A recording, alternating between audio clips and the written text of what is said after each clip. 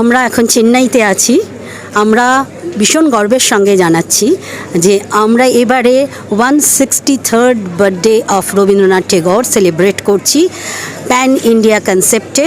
আমরা এখানে চেন্নাইয়ের 100 জন পার্টিসিপেন্ট আমরা একই মঞ্চে একই সঙ্গে রবীন্দ্রনাথ ঠাকুরের 20টি গান পরিবেশন করব এবং এটা সারা ভারতবর্ষ জুড়ে 11টা দেশ এতে অংশগ্রহণ করেছেন এবং আমরা খুব গর্বের সঙ্গে জানাচ্ছি যে আমরা ভীষণভাবে আপ্লুত অভিনন্দিত আমাদের এই প্রোগ্রামটা করতে পেরে। আপনারা আমাদের সঙ্গে থাকুন, আমরা যেন প্রতি বছর এইভাবে গুরুদেবকে শ্রদ্ধাঞ্জলি জানাতে পারি আমাদের পক্ষ থেকে। আর অনেক অনেক শ্রদ্ধা, অনেক অনেক ভালোবাসা আপনাদের। নমস্কার।